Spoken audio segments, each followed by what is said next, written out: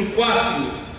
Não sei se os irmãos sabem, hoje a nossa Convenção Batista Carioca convida as igrejas batistas a orarem pela cidade, orarem pelo povo carioca, pela situação do país, mas especificamente por essa realidade da cidade. Nós vamos fazer isso no culto dessa manhã. É também o dia que se chamava, segundo domingo de julho, até algum tempo atrás, chamava os dias de missões urbanas. É a mesma ênfase, só que a Convenção Batista Carioca, com o seu novo secretário executivo, está chamando agora Missões Rio.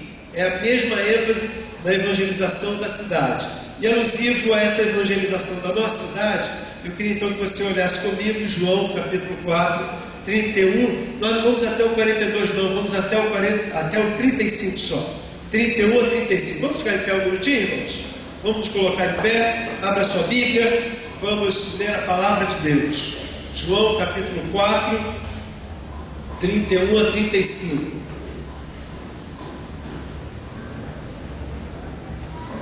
Gostei da Márcia lendo, ela lê bem, né, irmãos? Vem cá, Márcia, vamos ler de novo aí. Nós vamos ler nós vamos fazer a leitura em uníssono. Vem cá, vamos fazer a leitura em uníssono. A Márcia, conforme ela, independente da nossa tradução, a gente vai seguir lendo nas nossas próprias Bíblias com a irmã Márcia. A ceifa e os ceifeiros. Nesse interim, os discípulos lhe rogavam, dizendo: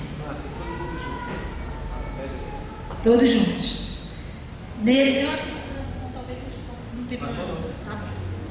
Nesse interim, os discípulos lhe rogavam, dizendo: Mestre, come. Mas eles lhes disse: uma comida tenho para comer, que vós não conheceis. Os discípulos uns aos outros: teria porventura alguém trazido que comer? Disse-lhe Jesus: a minha comida consiste em fazer a vontade daquele que me enviou e realizar a sua obra. Não dizeis vós que ainda há 4 meses até a ceifa? Eu, porém, vos digo: erguei os olhos e vede os campos, pois já branquejam para a ceifa. Obrigado, irmã. Obrigado, irmãos. Podem sentar. Esse texto então nos convida a lembrar esse episódio tão significativo que a gente já conhece bem, que Jesus está olhando para os campos e nos diz que a ceifa já está pronta, a gente deve levantar os olhos e ver os campos e tomarmos ação. Só que Jesus não está num campo de colheita, de trigo, de arroz, de nada. Jesus está numa cidade, na verdade numa vila dos samaritanos. E se nós olharmos o início do capítulo, Jesus na verdade está numa parte alta, a cidade está embaixo, então ele vê a cidade e ele conversa com uma mulher, que a gente não sabe o nome dela, só chama pelo sei lá, o termo de mulher samaritana. O que esse texto então ele pode nos ensinar sobre o tema dessa manhã, ênfases da obra missionária? A primeira dessas ênfases é a necessidade de nós termos visão. O texto diz... obrigado. Já está funcionando? Beleza, vamos ver. Está mesmo. Visão. O texto está mencionando que Jesus conversa com aquela mulher. E ele diz aos seus discípulos que conversam, entram naquela história, no meio daquele debate. Os discípulos chamam ele para comer, porque já é meio-dia, a hora avança, nós vamos buscar comida, eles voltam com a comida e querem que Jesus pare e coma. Mas Jesus diz que ele tem alguma coisa mais importante para fazer. Lá na frente nós vamos ver que ele diz que ele tem uma outra comida para comer. O que esse texto então nos ensina? A primeira ênfase, o primeiro destaque para a obra missionária aqui na nossa cidade, que é a necessidade de termos visão. A visão que ele está mostrando, querendo chamar a atenção, está no destaque aí, olha: não dizeis vós, ainda há 4 meses até que venha a ceifa, ora vos digo, vamos dizer juntos, em negrito: levantai os vossos olhos, que já estão brancos, para a ceifa. Esse chamado, irmãos, nos faz perguntar qual é a visão que ele quer que nós tenhamos. Os discípulos não entenderam naquele momento, mas fica muito claro quando a gente vê o que ele está fazendo. provavelmente Jesus está se referindo aí, irmãos? Quem pode nos ajudar? Ele está conversando com aquela mulher, está na parte alta, vê embaixo a cidade. A obra. Estavam construindo, tinham pedreiros lá construindo um muro em volta. É isso aí? Que obra é essa? A obra da evangelização daquelas pessoas. Meus irmãos, Jesus quer que seus discípulos, nesse texto, tenham uma visão que ele vê, o que ele vê naquele momento. Há dias atrás, mencionei com os irmãos a passagem que Geazi estava com Eliseu. Eles estavam numa tenda. Ele sai muito de madrugada ainda para preparar o café. Ele aquece a água, ele começa a preparar as coisas ali, e ele toma um susto. Vê que cavalos em volta dele estão cercando de um exército inimigo, dos sírios. E ele corre para dentro daquela tenda, chama-se a corda, o profeta sai, vê aquilo e ele ora: Senhor, ajuda que esse menino veja o que eu consigo ver. E quando ele orou, Geazi viu o que, irmãos? Além daqueles soldados, o que Geazi viu? Viu um grande exército, um número maior ainda de anjos que estavam em volta deles também. Meus irmãos, é um processo espiritual. Paulo, quando ele trabalha no seu esforço religioso de cumprir a vontade de Deus, e prender, e maniatar, levar presos os cristãos, ele não está enxergando, ele está religiosamente trabalhando, entendendo que está fazendo a vontade de Deus. Quando ele cai no cavalo, se encontra com o Senhor, a expressão que usa é que como que escamas saíram dos seus olhos.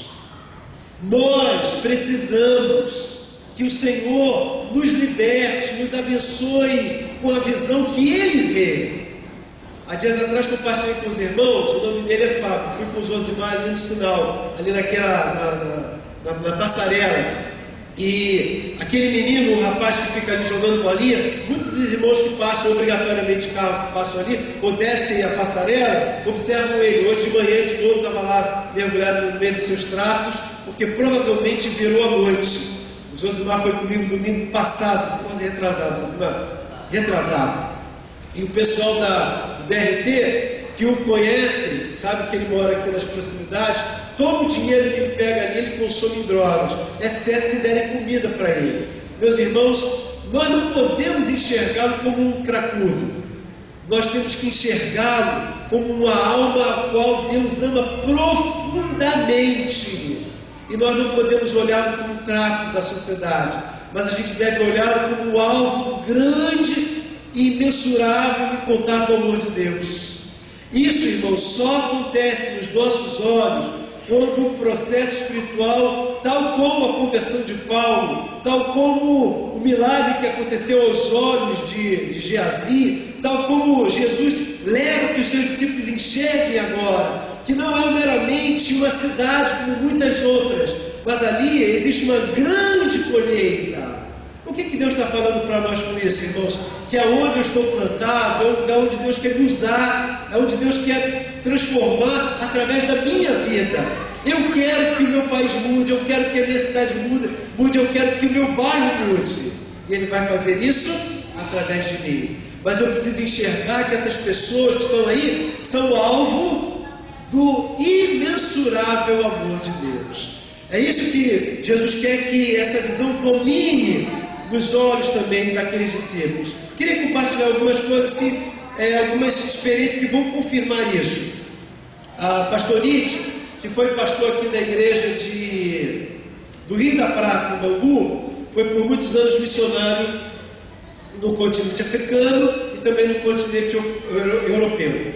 No continente europeu, ele trabalhou especificamente em Portugal. Ele teve, se não me engano, na Espanha, mas o seu maior tempo na Europa foi em Portugal. Ele estava evangelizando algumas pessoas na praça e dando folheiras, aquele trabalho convencional, né, de formiguinha na praça, e ele viu um jovem sorridente, um português. Ele foi lá, ele evangelizou o português, e o português achou muito engraçado o sotaque dele de brasileiro, recém-chegado ele já vinha do continente africano, mas com aquele sotaque muito forte de brasileiro, e aquele garoto começou a rir, achou engraçado, e falou assim: olha, eu vou lá na igreja dos crentes ouvir esse pastor que fala engraçado. Aí foi lá e gostou do pastor. o pastor puxou amizade, sentiu que ele tinha liderança, gostou do garoto e começou a puxar amizade e ganhou ele para si, inicialmente. Junto com esse rapaz chamado Tomé, esse português, veio a sua irmã se converteu primeiro, depois ele se converteu, depois a família inteira se converteu, fruto daquela abordagem lá na praça. Aquela família ficou 1 ano, 2 anos, no 5º ano, aquela família inteira precisou se mudar para o Brasil. Aqui no Brasil, foram para São Paulo. Em São Paulo, ele recebeu a chamada missionária. Tomé foi para o seminário, se formou, tornou-se pastor de uma das igrejas batistas ali da capital. E no pastorado, se não me engano, no 3º ano do seu pastorado, Deus tocou no coração para que Tomé fosse missionário também. E sabe quem é Tomé, irmãos? Tomé foi o pioneiro dos batistas brasileiros no projeto de treinamento de missionários autóctones. Foi através dele que a junta abriu as portas para essa grande sacada, que era não só enviar brasileiros para outras terras, que levariam anos para aprender a língua, para se aculturar, num custo financeiro muito elevado, por conta de manter um padrão, etc, etc. Ao contrário, quando a junta mandasse um missionário para fora, para um lugar estratégico, ele treinando pastores locais, esses pastores já saberiam a língua, já estariam ambientados, viveriam no padrão social daquelas comunidades e seria muito mais frutífero. Deus mandou o pastor Tomé Fernandes para o norte Caxemira, o norte da Índia, divisa com o Paquistão. Meus irmãos, hoje, já por muitos anos, a região mais violenta da Terra, mais perigosa da Terra. Nem faixa de Gaza se assemelha ao norte da Índia, colado ali com o Paquistão. Meus irmãos, ali eles têm, os dois países disputam aquela terra, porque é uma terra muito rica, muito próspera, tem muito petróleo, muitas riquezas naturais. E os dois países cultivam as tais das bombas atômicas. E as duas nações prometem constantemente uma jogar seus arsenais contra outros. Uma contra a outra. Deus colocou no coração dele, ele foi para lá, começou a ganhar pessoas para Cristo, dos muçulmanos, dos hindus. Essas pessoas convertidas começaram a ganhar outras, tornaram-se pastores, e daí, irmãos, começou um processo. Ele trabalhou até recentemente com 27 pastores locais. E você olha que coisa magnífica, não é verdade? Como é que começou? Como lá atrás, aquele missionário foi e deu aquele folhetim. Eu posso olhar para as pessoas que estão em volta de nós, irmãos, e não imaginar o que Deus está começando ou querendo começar. Essa semana, eu fui estacionar na primeira igreja batista de Campo Grande, eu e o Rosimete, nós descemos, e um irmão, já de muitos anos que eu conheço lá na primeira de Campo Grande, falou assim: pastor, essa semana eu conversei sobre o senhor no meu trabalho, eu trabalho em Niterói. Eu falei: pô, o que tu em Niterói? Ele falou assim: o senhor lembra da Vilma? Ele riu, claro que o senhor não vai lembrar. Eu até pensei que fosse Vilma que trabalhou nos trabalhos lá na igreja de Campo Grande, mas se tornou missionário também, mas não era lá não. Eu falei assim: o senhor não vai lembrar dela. Há uns 25 anos atrás, essa mulher, novinha então, saiu de casa, veio para o centro de Campo Grande, era um domingo, fim de tarde. Nós estávamos, ele também estava, nós estávamos fazendo evangelismo ali na rodoviária de Campo Grande com o GME, que era o grupo de evangelismo, tocava os cânticos e tal. Ela estava na fila, nem sabe de que ônibus era. Ela estava esperando o ônibus da partida, entrar ali e para um lugar bem distante, e com o revólver que estava na sua bolsa, sozinha, dar o fim da sua vida. Ela ouviu a mensagem, saiu da fila, o ônibus foi embora, ela ficou ouvindo a pregação, ouvindo os cânticos, o grupo foi embora e ela, distante ainda, foi acompanhando para ver onde aquele grupo ia. E quando o grupo entrou na igreja, ela, distante, entrou também. O culto começou, ela distante, lá no último banco, continuou, mas na hora da pregação ela não ficou mais distante. No apelo ela veio à frente, aceitou a Jesus chorando, e dali para frente firmou o seu caminho. Já, irmãos, 25 anos, ela em Niterói, no trabalho junto com esse irmão, ela estava agradecendo a Deus por aquele dia que ouviu. Eu tinha lá meus pouquinhos anos, né, irmãos? mas pela misericórdia de Deus, ela ouviu a palavra de Deus e teve seu encontro com o Senhor. Irmão, quando você sai para semear, você não imagina o que vai acontecer. Domingo passado foi um domingo muito feliz na minha vida, muito feliz. Irmãos, eu acho que não tem assim, experiência para mim, pessoalmente, mais gratificante quando a minha igreja está fazendo festa na rua. Não é evangelização, a fé é uma bagunça, né? É uma grande festa. Meus irmãos, nós não temos dimensão de onde vai parar a semeadura que nós estamos fazendo. Se há 25 anos atrás Deus colheu, Deus está colhendo hoje também, irmãos. Deus está fazendo também uma incontável obra. Há mais ou menos um ano atrás, pouco menos disso, um senhor já me acessou pelo Facebook, falou: que bom te encontrar. Eu não sabia quem era, eu fui lá no perfil dele, coisa e tal, para saber quem era, e eu não identifiquei. Então ele, no bate-papo, ele mencionou que há uns 20 e poucos anos atrás também, ele entrou lá naquela igreja muito grande, entrou alcoolizado. Ele foi à frente alcoolizado, mas ele estava consciente, ninguém acreditou nele, e ele se converteu e está firme no Evangelho. O nome dele, Arnaldo Antunes, você pode entrar no Facebook, né? Ele está atuando hoje no Ministério de Catalão em Goiás, está dando seus frutos também. Meus irmãos, que coisa maravilhosa você olhar e ver que Deus usa e você não tem nem a menor ideia do que Ele está fazendo. Nós temos que, tal como Jesus, que quer cultivar na mente dos seus discípulos, nessa manhã, olhar não simplesmente para uma cidade, não simplesmente para uma mulher que está com fome de Deus. Ela não sabe, ela troca marido após marido, porque na verdade o problema dela não era de relacionamento ou sexual ou qualquer coisa, era um problema interior, uma fome de Deus. Os discípulos veem uma mulher, os discípulos veem uma cidade, mas Jesus vê uma grande ceifa para fazer. Olha, eu acho que eu vou parar por aqui. Teríamos outras duas ênfases: a ênfase da prioridade e, em terceiro lugar, a ênfase da obediência. Mas isso aqui já basta para falar o que eu preciso falar com os irmãos. Meus irmãos, para nós sermos a igreja do coração de Deus, nós precisamos lembrar que nós estamos aqui para uma grande e maravilhosa missão. Você talvez olhe para os seus problemas pessoais, você talvez olhe para a sua realidade pessoal e não imagine o quanto Deus quer te trabalhar, Deus quer te usar. Essa semana, as visitas marcaram muito a minha vida. Eu estava com o Gentil, nós fomos na casa da irmã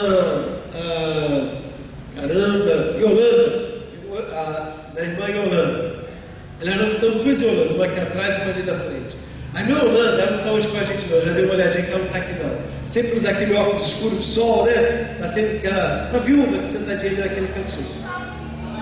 Está lá embaixo, né? Está lá embaixo. Ela me contou uma experiência que eu posso compartilhar porque é abençoadora e não tem segredo.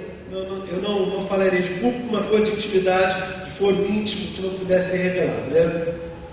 Ela falou para mim e para o Gentil uma coisa que me marcou muito, me faz pensar até esse momento. Ela mora sozinha, os irmãos sabem disso. Um sítio e com muitas plantas, o sinal está lindo, preparadinho, arrumadinho, gramado. Só que, irmãos, você chega lá e fica imaginando uma senhora na idade dela, 82 anos, sozinha, enxergando pouco.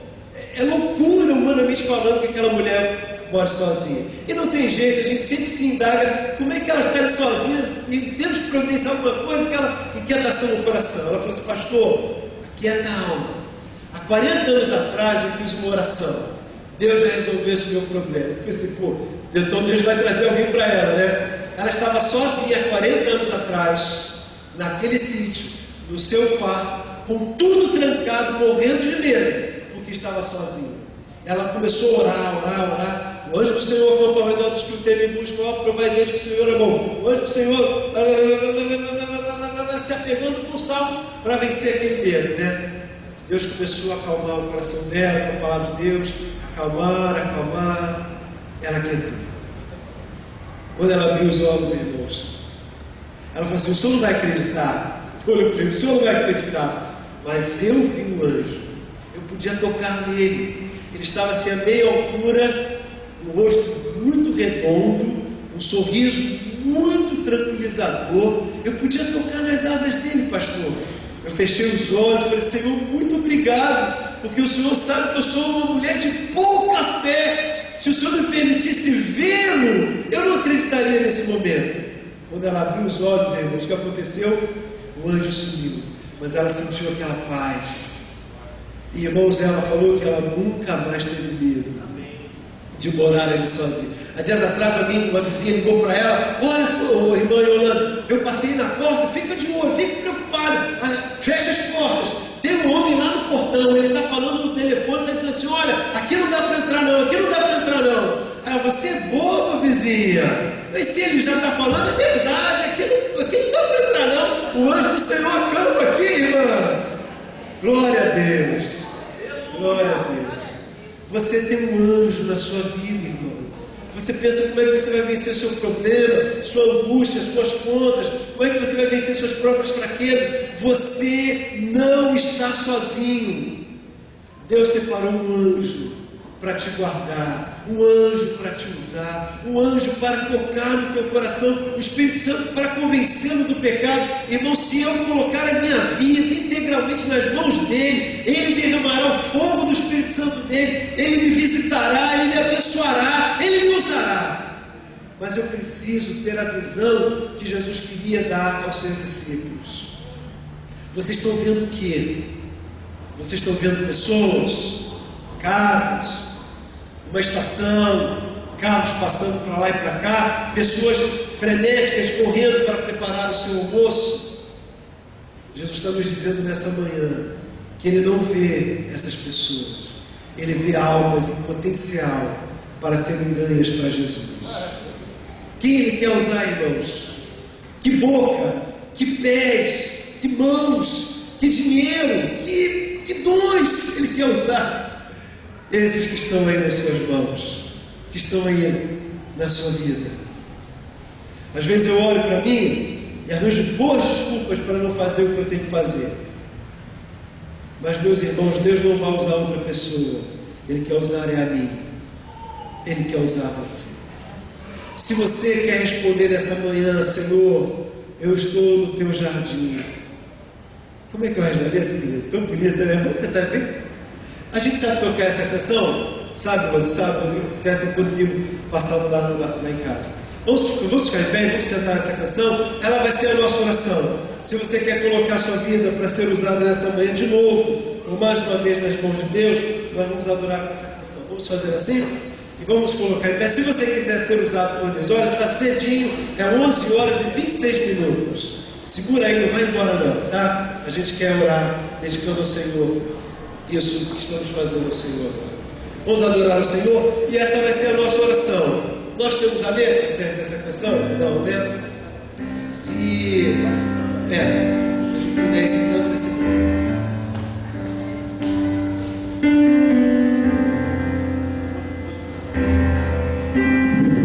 Só um vocal aí. Vem, Senhor,